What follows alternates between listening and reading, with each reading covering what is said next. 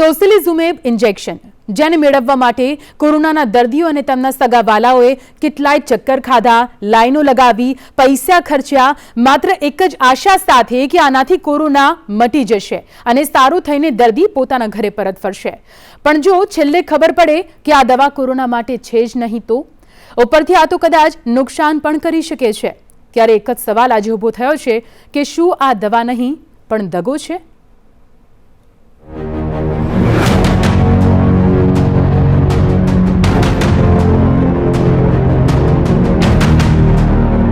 એક ઇન્જેક્શન જેના માટે પડાપડી થઈ,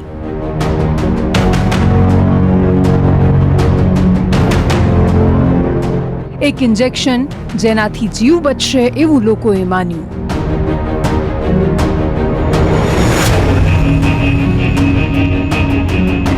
પણ આખરે એ વાત સાબિત થઈ રહી છે ખોટી।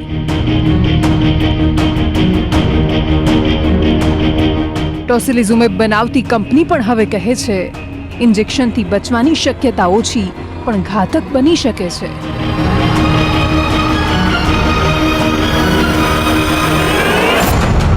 केंद्र की टीम पर टोसिलिज़ुमेब बाबते चेतवी चुकी है।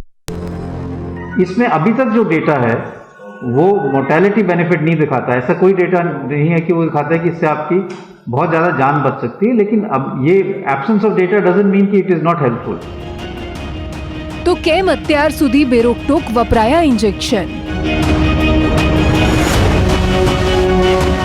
रिसर्च पूरू थता पहला ज एने दवा केम मानी लेवाई? आ दवा नहीं दगो छे।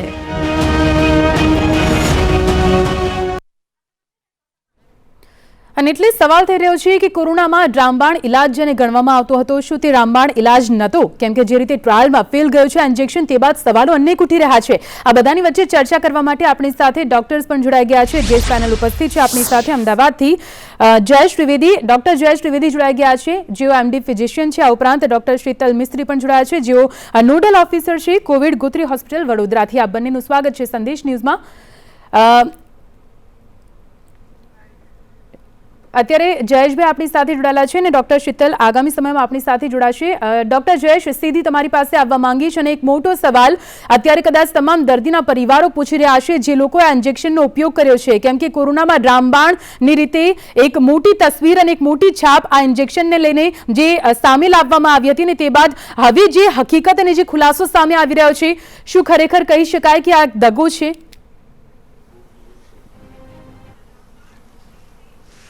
ના, દગો નથી। એકચ્યુઅલી ઇમ્યુનોમોડ્યુલેટર જે વાપરવામાં આવતું હતું ટોસિલિઝુમેબ એ ઇમ્યુનોમોડ્યુલેટર છે। એનો પ્રાઇમરી યુઝ રૂમેટોઇડ આર્થરાઇટિસની અંદર હતું કે જ્યારે બોડી પોતાની ટિશ્યુઝને પોતાની ટિશ્યુ ના ગણે અને સાઇટોકાઇન્સ રિલીઝ થાય તો એને કારણે ડિસ્ટ્રક્શન ને ઇન્ફ્લેમેશનના માર્કર્સ બહુ વધી જતા હતા, એટલે પેશન્ટને ક્રાઇસિસમાં જતા હતા। તો એના માટે આનો ઉપયોગ કરવામાં આવતો હતો।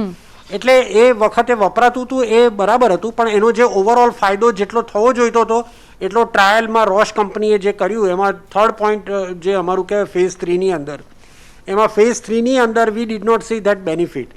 એટલે ઓવરઓલ મોર્ટાલિટી ઘટી નથી અને જે પેશન્ટમાં સિવિયર હોય અને ન્યુમોનિયા હોય એ પેશન્ટની રિકવરીનો સ્પીડ તમારી જેટલી રેગ્યુલર હતી એટલી જ રહેતી હતી, એટલે કોઈ સ્પેશિયલ બેનિફિટ નહોતો। બીજું કે એડવાન્ટેજ ખાલી એક જ થતો હતો કે પેશન્ટનું જલ્દી ડિસ્ચાર્જ હોસ્પિટલમાંથી થતું હતું। નોર્મલી 8 થી 10 દિવસ થતું હોય તો એ લોકોના પેશન્ટ્સની અંદર જેમાં ટોસિલિઝુમેબ વાપર્યું હોય એમાં થોડા 1-2 દિવસ વહેલા ડિસ્ચાર્જ થતા હતા, એટલે એટલો બેનિફિટ હતો। બાકી ઓવરઓલ મોર્ટાલિટી જે પ્રાઇમરી એન્ડ પોઈન્ટ કહેવાય એમાં કોઈ જ ફાયદો થયો નહોતો। એટલે જયેશભાઈ એ જ સવાલ અહીં આવીને ઊભો રહે છે કે જો ટ્રાયલ એક તરફ પણ મેટર કરતી હતી, જી એ જ વાત છે કે હજુ એક તરફ ટ્રાયલ ચાલુ હતું અને છતાં પણ ગુજરાતમાં જે રીતે એક મોટી તસવીર સામે લાવવામાં આવી કે જે પણ ગંભીર કોરોનાના દર્દીઓ છે તેમના માટે ટોસિલિઝુમેબ એક વરદાન સમાન છે।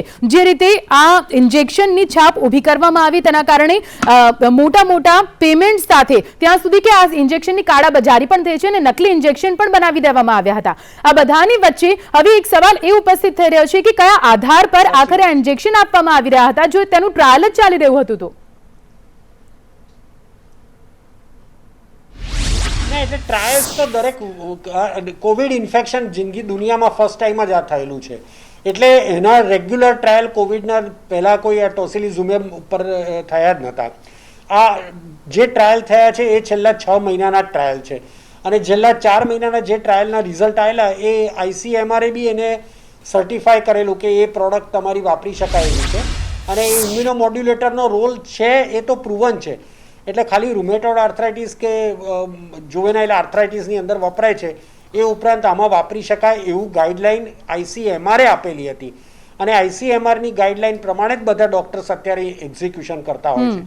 અને અમારા બી ટ્રાયલની અંદર એટલે અમે લોકોએ બી જે યુઝ કરેલો છે તો અમારું બી ઓબ્ઝર્વેશનમાં એવું છે કે એમાં એટલો બધો બેનિફિટ નથી થતો, પણ હા પેશન્ટ થોડું જલ્દી ડિસ્ચાર્જ થઈ જાય છે, અર્લી ઘરે જલ્દી જઈ શકે છે, એ અમે જોયેલું છે. જી બિલકુલ, એટલે કે સમય અવધિ જે છે તેમાં થોડો ફરક પડી જાય છે, કદાચ થોડો ફાયદો ચોક્કસથી થઈ શકે છે. ડોક્ટર જયેશ આપની પાસે પણ આવીશ, પરંતુ અત્યારે વડોદરાથી અમારી સાથે ડોક્ટર શીતલ મિસ્ત્રી પણ જોડાઈ ગયા છે, જેઓ કોવિડ હોસ્પિટલ ગોત્રી ખાતે નોડલ ઓફિસર તરીકે ફરજ બજાવે છે. ડોક્ટર શીતલ આપની પાસે આવવા માંગીશ અને આખરે દર્શક મિત્રો પાસે આ જે પૂરો મુદ્દો છે, જે ખુલાસો ટોસિલિઝુમેબ ઇન્જેક્શનને લઈને થયો છે, આખરે શું કંઈ સિપ્લા દ્વારા અહીં જાહેર કરવામાં આવ્યું છે, શું કંઈ જે પત્ર બહાર પાડવામાં આવ્યો છે તેમાં શું કહેવામાં આવ્યું છે, દર્દીના પરિવાર સુધી આખરે કઈ માહિતી જવી જોઈએ?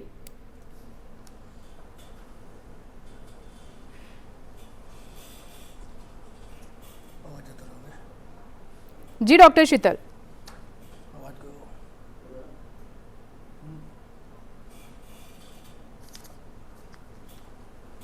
જો વર્લ્ડ લેવલનો હલો અવાજ કહો. જી જી હલો જી ડોક્ટર શીતલ, મારો અવાજ આપના સુધી પહોંચે છે? વર્લ્ડ લેવલનો કોવેક્ટા ટ્રાયલ એના રિઝલ્ટ 29મી જુલાઈએ હા જી સર, 29મી જુલાઈએ કોવેક્ટા ક્લિનિકલ ફેઝ 3 ટ્રાયલના રિઝલ્ટ જ્યારે મૂકવામાં આવ્યા ત્યારે રોશ કંપની કે જે સ્વિટ્ઝરલેન્ડની કંપની છે અને આ ટોસિલિઝુમેબ ઇન્જેક્શન બનાવી રહી છે, એમને અપડેટ આપતા જણાવ્યું કે આ ટ્રાયલના રિઝલ્ટ જે 4 વીકના અંતે જે મૃત્યુ આંક આવે છે બહાર, મોર્ટાલિટી બેનિફિટ, એ જણાયા નથી, તથા ક્લિનિકલ ઇમ્પ્રુવમેન્ટ જે કોવિડ-19ના ન્યુમોનિયા છે એમાં પણ કોઈ જાતના ક્લિનિકલ ઇમ્પ્રુવમેન્ટ જણાયા નથી. ખાલી એક પોઝિટિવ પાસું એવું છે કે દર્દીઓ 28ના બદલે 20મા દિવસે રજા લઈ રહ્યા હતા. આમ એવું કહી શકાય કે આ ટોસિલિઝુમેબ ઇન્જેક્શન છેલ્લા 4-5 મહિનાથી જે ઇન્ડિયાના ડૉક્ટરો ચણા મમરાની જેમ કોવિડનું ડાયગ્નોસિસ થયું અને આપ્યું નથી એ રીતનો જે ઉપયોગ કરતા હતા એ યોગ્ય હતો નહીં. એટલે રોશ કંપનીએ પોતે આની અપડેટ આપી છે, તથા સિપ્લા કંપનીએ ખુલ્લો પત્ર લખીને તમામ હેલ્થ પ્રોફેશનલને જાણ કરી છે કે આ એક માન્ય ઇન્જેક્શન નથી અને આનો ઉપયોગ કરવામાં આવે ત્યારે એના બેનિફિટ અને રિસ્ક બંનેનો વિચાર કરી અને ખૂબ વિવેકપૂર્ણ રીતે જૂથ કેસોમાં જ આનો ઉપયોગ કરવામાં આવે.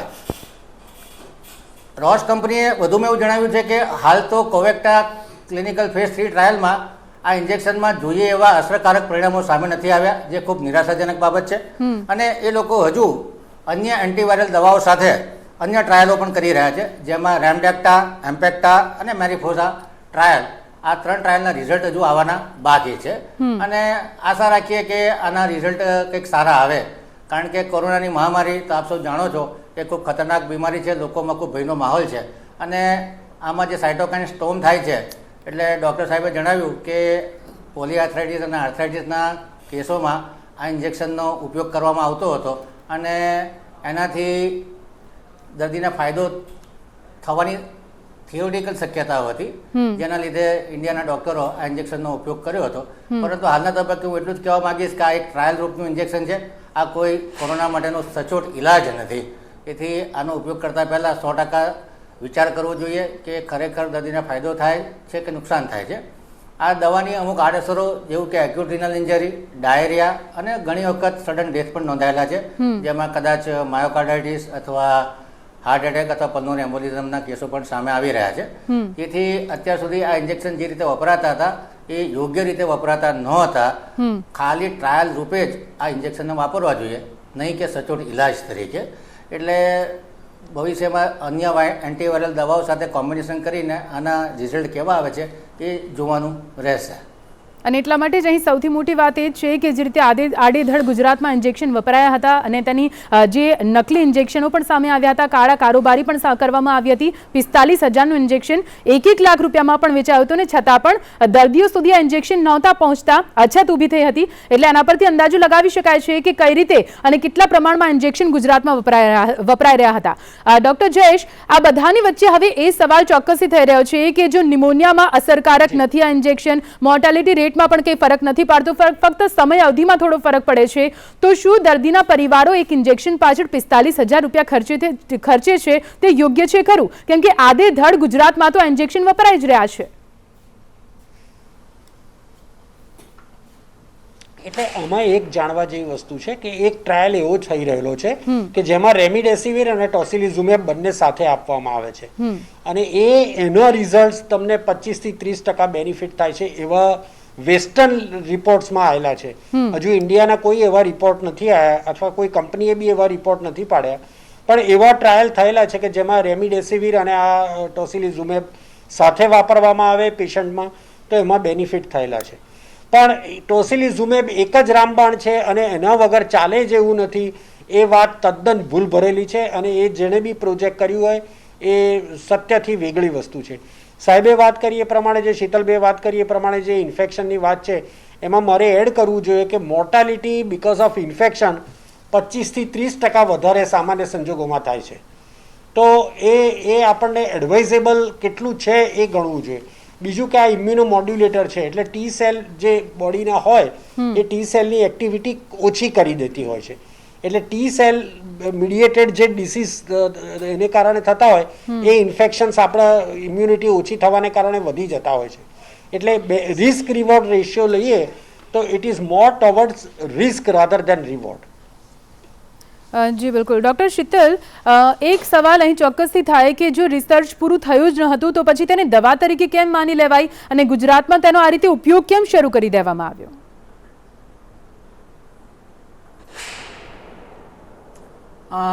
કોરોના વાયરસ એ અભૂતપૂર્વ કહી શકાય એવી એક મિલેનિયમમાં આવતી મહામારી છે. બિલકુલ. અને આ મહામારી દરમિયાન દરેક દવાની કંપનીઓ અને દરેક રિસર્ચરોએ જે આપણી પાસે એક્ઝિસ્ટિંગ દવાઓ હતી એનું રીપર્પઝિંગ કરી અને એનો ઉપયોગ ચાલુ કર્યો. અને આપ સૌ જાણો છો કે આ મૂળ આર્થરાઇટિસની દવા છે અને એ IL-6 ઇનિબિટર છે. એટલે શરૂઆતમાં એવું માનવામાં આવ્યું કે જે સાયટોકાઇન સ્ટોર્મ COVID-19ના પેશન્ટમાં થાય છે એમાં ઇન્ટરલ્યુકિન 6નું પ્રમાણ બહુ વધારે હોય છે અને ઇન્ટરલ્યુકિન 1નું પણ પ્રમાણ બહુ વધુ હોય છે. એથી આપણી પાસે જે એક્ઝિસ્ટિંગ દવાઓ હતી, ટોસિલિઝુમેબ છે, એનાકિન્દ્રા છે, સારિલુમેબ છે, આ બધી દવાઓનો ઉપયોગ ટ્રાયલના રૂપે કરવામાં આવ્યો અને આ ટ્રાયલના રિઝલ્ટ આવતા ખબર પડે કે ખરેખર આ દવાઓ ઇફેક્ટિવ હતી કે કેમ. એટલે હમણાં જે કોવેક્ટા ક્લિનિકલ ફેઝ 3 ટ્રાયલ કે જે વર્લ્ડનો પહેલો ડબલ બ્લાઇન્ડ સ્ટડી હતો અને એના જે રિઝલ્ટ સામે આવ્યા તો ખરેખર આપણી આંખો ઉઘાડનારા રિઝલ્ટ છે. અને સાહેબે કીધું, ડૉક્ટર જયેશભાઈએ, કે આનાથી ઇમ્યુનિટી ડાઉન થવાથી બેક્ટેરિયલ અને ફંગલ ઇન્ફેક્શન થવાની શક્યતા ખૂબ વધી જાય છે. અને આનું ટાઈમિંગ ઇન્જેક્શન આપવાનું ખૂબ ઇમ્પોર્ટન્ટ હોય છે કે જ્યારે સાયટોકાઇન સ્ટોર્મની શરૂઆત થાય એમાં મુખ્યત્વે એક તો નાડીના ધબકારા ઘટવા, તાવ આવો અને મોઢા પર ફ્લશિંગ થવું, આ મુખ્યત્વેના લક્ષણો હોય છે. અને આ 3માંથી 2 લક્ષણ હોય અને ઇન્ટરલ્યુકિન 6નું પ્રમાણ વધુ હોય અને પેશન્ટ યંગ હોય તો આવા દર્દીઓમાં વાપરવાથી ઘણા કિસ્સાઓમાં સારા રિઝલ્ટ પણ સામે જોવા મળ્યા છે.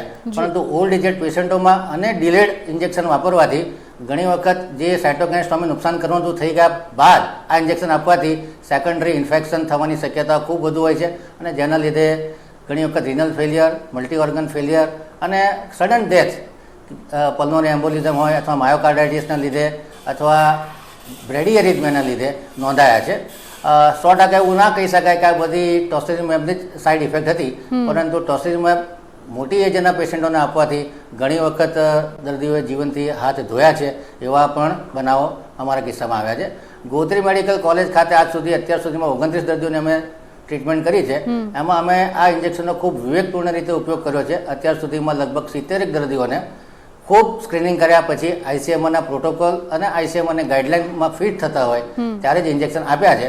પણ મારા ઓબ્ઝર્વેશનમાં એવું આવ્યું છે કે 40 વર્ષથી નાના પેશન્ટો કે જેમાં સાયટોકાઇન સ્ટોર્મની અસર દેખાતી હોય એમાં આ ઇન્જેક્શનની અસર સારી જોવા મળી હતી, પરંતુ જે કોવેક્ટાના રિઝલ્ટ છે એ ખરેખર ખૂબ નિરાશાજનક છે. અને જે ડૉક્ટરોએ આડેધડ ઇન્જેક્શનો વાપર્યા હતા, ખાસ કરીને પ્રાઇવેટ પ્રેક્ટિશનરો કોર્પોરેટ હોસ્પિટલમાં, તો કોરોના થયો નથી અને ટોસિલિઝુમેબ લખ્યું નથી.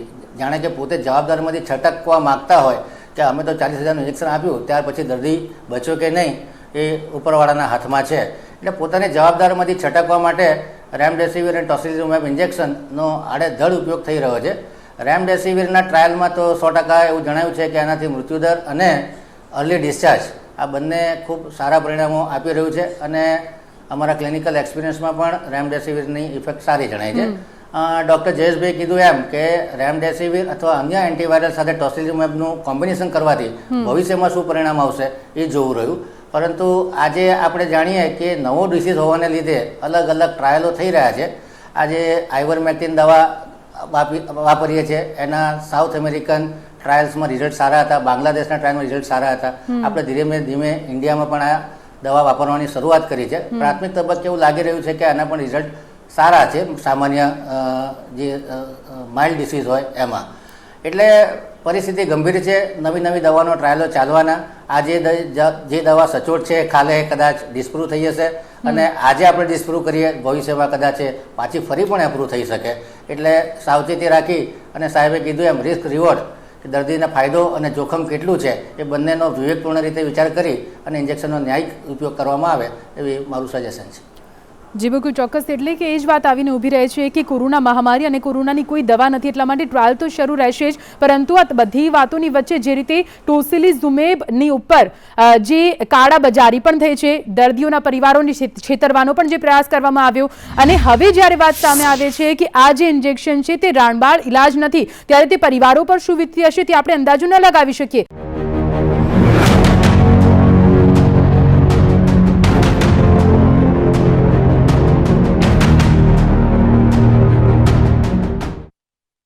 ટોસિલિઝુમેબ ઇન્જેક્શન જેને રામબાણ ઇલાજ કોરોના માટે માનવામાં આવતું હતું, પરંતુ હવે જે કંપની દ્વારા ઇન્જેક્શન બનાવવામાં આવે છે તેમનું કહેવું છે કે ફેઝ 3 ટ્રાયલ આ જે ઇન્જેક્શનનું છે તે ફેલ ગયું છે. અને તે બાદ હવે ઘણા સવાલોની વચ્ચે આ ચર્ચા કરી રહ્યા છે. અને બ્રેક પહેલા પણ જેવી રીતે વાત થઈ, ડૉક્ટર જયેશ આપની પાસે આવવા માંગીશ કે જે રીતે તમે વાત કરી છે કે ટોસિલિઝુમેબ ઇન્જેક્શન કે જેના કારણે ઇમ્યુનિટી જે છે તે થોડી ડાઉન થાય છે, સેકન્ડ ઇન્ફેક્શનનો જે ચાન્સ છે તે વધી જાય છે. આ બધાની વચ્ચે એમ પણ કહી શકાય કે કદાચ આ જે ઇન્જેક્શન છે તે કોરોનાને દૂર તો નહીં કરે, પરંતુ તેના કારણે જે ઘણી સાઇડ ઇફેક્ટ છે થઈ શકે છે, ઘાતક બની શકે છે. અને તેના કારણે ગુજરાતમાં કદાચ જે મૃત્યુઆંક સામે આવ્યો છે તેમાં ટોસિલિઝુમેબના કારણે પણ મૃત્યુ થયા હોઈ શકે છે. આપણે આ જ વસ્તુ મેં એક બીજી ચેનલ ઉપર બી જ્યારે ઇન્ટરવ્યુ હતો ત્યારે મેં કહેલું કે ટોસિલિઝુમેબ ઇન્જેક્શન સારું છે એ ઇમ્યુનોમોડ્યુલેટર તરીકે, કે ટી સેલની એક્ટિવિટી ઘટાડી દે, જેને કારણે સાયટોકાઇન જે સ્ટ્રોમ થાય છે, જેને કારણે તમે પેશન્ટને વેન્ટિલેટર ઉપર ચડવું પડે છે અને એ લોકો બધી તકલીફ થતી હોય છે, મૃત્યુઆંક વધે છે, એ પ્રિવેન્ટ કરવા માટે અમુક અંશે બેનિફિટ થતું હોય છે. પણ બધામાં બેનિફિટ થાય છે એવું નથી. બીજી વસ્તુ એ કે તમે રેમડેસિવિર એટલે એન્ટીવાયરલ વાપર્યા વગર તમે આ ઇન્જેક્શન વાપરો તો તમને કોઈ જ બેનિફિટ નહીં થાય. એટલે એ વાપરવાનો કોઈ મતલબ જ નથી રહેતો હોતો. બીજી વસ્તુ કે તમે એ ઇન્જેક્શન ઓઇલ બેઝ નથી, વોટર સોલ્યુબલ છે. અમુક ગેર કાળા બજાર કરનાર વ્યક્તિઓને એ લોકોએ આ વસ્તુઓને ઓઇલ બેઝની અંદર સ્ટીરોઇડ્સ તરીકે વેચેલા છે માર્કેટમાં. એટલે એ આપણે વચ્ચે હમણાં બહાર બી આવેલું હતું. એ બધી વસ્તુઓ જેને કારણે આટલી મૃત્યુઆંક આપણો વધારે આવ્યો છે એમાં એક ફાળો એ બી છે. એટલે આ બધા મલ્ટિપલ ફેક્ટર્સ છે. એનો ફાયદો કરતા નુકસાન જો એકલું સિંગલ વાપરવામાં આવે તો 100% છે. અને પ્રાઇમરી એન્ડ પોઈન્ટ જો વાપરવાથી ફેર પડતો જ ના હોય અને મૃત્યુઆંક ના વધતો ઓછો થતો હોય, પ્લસ જે ન્યુમોનિયાની સિવિયરિટી છે એ ઘટતી ના હોય, તો બીજા કોઈ એક્સ્ટ્રા ઓર્ડિનરી બેનિફિટ્સ છે નહીં સિવાય કે જલ્દી પેશન્ટ ડિસ્ચાર્જ થાય. એની સામે રિસ્ક ઇન્ફેક્શન, સેકન્ડરી ઇન્ફેક્શન્સ, તમારું એ ઇન્ફેક્શન્સને કારણે પેશન્ટને ન્યુમોનિયા એગ્રેવેટ થઈ શકે, યુરિનરી ઇન્ફેક્શન થાય, ડાયરિયા થાય, સાહેબે વાત કરી એ પ્રમાણે, એને કારણે રેનલ ફેલ્યોર થઈ શકે, કિડની ડેમેજ થઈ શકે, એટેક આવી શકે. આ બધી જ પોસિબિલિટીઝ છે. એટલે કે સાઇડ ઇફેક્ટ ઘણા બધા છે. એનો વપરાશ બહુ જ લિમિટેડ હોય છે અને ખૂબ જ સાચવીને તેનો ઉપયોગ કરવો જોઈએ. સાઇડ ઇફેક્ટ્સ એટલી બધી છે, 25 થી 30% ઇન્ફેક્શનનો રેટ વધારે. અને દર્દીએ કદાચ આજે એટલે તમામ એનો ફેક્ટર્સ બહુ છે તે અલગ અલગ હોય છે, સાચવીને એટલા માટે ખૂબ જ ઉપયોગ સાચવીને કરવો, તેનો ગમે તે ઉપયોગ વસ્તુ કરવો નથી. જોઈએ. ડોક્ટર જયેશ, એકદમ સાચી વાત છે આપની. ડોક્ટર શીતલ, આપની પાસે આવવા માંગીશ. મારો પ્રશ્ન એ પણ રહેશે કે ગુજરાતમાં જે રીતે નકલી ઇન્જેક્શન કે જે હવે ઘણી જગ્યાએ ફેલાઈ ચૂક્યા છે અને તેની વચ્ચે હવે જ્યારે આ વાત સામે આવી છે કે આ ઇન્જેક્શન જ રામબાણ ઇલાજ ન કહી શકાય, તો ગુજરાતમાં હવે શું આ ઇન્જેક્શનનો ઉપયોગ બંધ થવો જોઈએ અથવા સરકાર દ્વારા કોઈ ગાઈડલાઇન્સ બહાર પાડવી જોઈએ ખરી?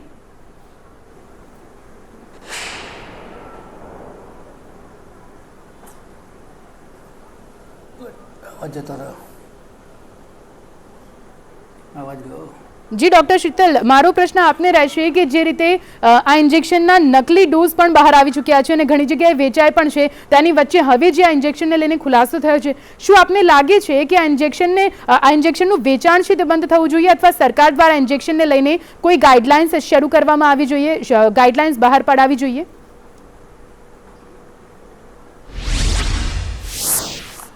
આમ તો મેં આપને કીધું એમ કે કોરોના નવી મહામારી હોવાને લીધે અલગ અલગ દવાઓના ટ્રાયલો ચાલુ છે અને સરકાર ગાઈડલાઈન બહાર પાડે એના કરતાં ડૉક્ટરો પોતે પોતાની વિવેક બુદ્ધિનો ઉપયોગ કરી અને આ ઇન્જેક્શન વાપરવા કે નહીં.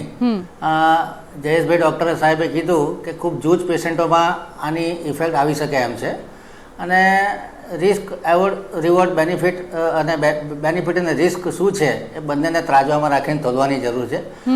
આપે કીધું એમ કે શરૂઆતના તબક્કામાં ઘણી બધી ગાઈડલાઈન, WHO ની ગાઈડલાઈન હોય કે ICMRની ગાઈડલાઈન હોય, એમાં ફ્રિકવન્ટ ચેન્જ આવી રહ્યા છે. જ્યારે કોઈ નવી મહામારી આવે તો હંમેશા એક ભયનો માહોલ હોય અને એક એન્ઝાયટીનો માહોલ હોય અને જેમાં નવી નવી દવાઓને રીપર્પઝિંગ કરવી, નવી નવી દવાઓના ટ્રાયલ કરવા એ રૂટીન બાબત છે અને અત્યારે ખૂબ નિરાશાજનક બાબત છે કે આપણે જે ઇન્જેક્શનો વાપર્યા આડેધડ પાણીની જેમ એ આજે ટ્રાયલમાં ફેલ ગયા છે અને પ્રાઇમરી એન્ડ પોઈન્ટ રિઝલ્ટ કે જેમાં ક્લિનિકલ ઇમ્પ્રુવમેન્ટ નથી અથવા સેકન્ડરી એન્ડ પોઈન્ટ કે જેમાં કોઈ મૃત્યુદરમાં ફાયદો નોંધાતો નથી. તો 100% ઇન્જેક્શન બાબતમાં એક કોઝન જરૂર નાખવાની જરૂર છે કે આ કોરોનાનો રામબાણ ઇલાજ નથી. This is not curative, this is only to control. Doctor Jayeshbhai કીધું એમ કે ખાલી સાઇટોકાઇન સ્ટોર્મ ખરેખર શાનાથી થાય છે એ પણ હજુ ખબર નથી કે IL-6 થી થાય છે કે ટિશ્યુ નેક્રોસિસ ફેક્ટરથી થાય છે કે IL-1 થી થાય છે કે તમામ અલગ અલગ પ્રકારના કેમોકાઇન, સાઇટોકાઇન રિલીઝ થતા હોય છે. એટલે ઘણા બધા ઇન્જેક્શનો ટ્રાયલ ચાલી રહ્યા છે. ઇટેલુઝિમેબ હોય, ટોસિલિઝુમેબ હોય, સેરિલુમેબ હોય, કેનાકિનુમેબ હોય, આ બધી દવાઓ આપણે માનવ જાત એક ઇલાજ શોધવાની કોશિશ કરી રહી છે. એટલે આ બધી બાબતો અવારનવાર રિઝલ્ટમાં સામે આવવાની કે આ દવાની ઇફેક્ટ નહોતી. આજે માનો કે આપણે આઇવરમેક્ટિન વાપરીએ છીએ, કાલે ઉઠીને રિઝલ્ટ આવે કે ભાઈ it is also not beneficial. એટલે અત્યારે આખી દુનિયા એક અસમંજસના માહોલમાંથી પસાર થઈ રહી છે અને આપણી પાસે જે એક્ઝિસ્ટિંગ દવાઓ છે એને રીપર્પઝિંગ કરી અને કમ્પેશનેટ યુઝ અથવા ઇમરજન્સી યુઝ તરીકેના લાયસન્સ આપવામાં આવે છે. આમાં ટેસ્લિમેબ પણ એ પ્રકારનું ઇન્જેક્શન હતું, પરંતુ આજે આપણી પાસે ટ્રાયલ આવ્યા છે તો આપણે વધુ કોઝન રાખી અને આગળ ચાલીશું. જી બિલકુલ સર, બિલકુલ સર. એટલે અત્યારે સમયના અભાવે આ ચર્ચા નહીં અટકાવવી પડશે, પરંતુ આપ બંને અમારી સાથે જોડાયા તે બદલ ખૂબ ખૂબ આભાર. તો હાલ તો ટોસિલિઝુમેબ ઇન્જેક્શનને લઈને મોટો ખુલાસો થયો છે અને આગામી સમયમાં કદાચ ટ્રાયલમાં નવી દવાઓ સામે આવે અને કોરોના મહામારીને રોકવામાં સફળ રહે તેવી આશા રાખીએ.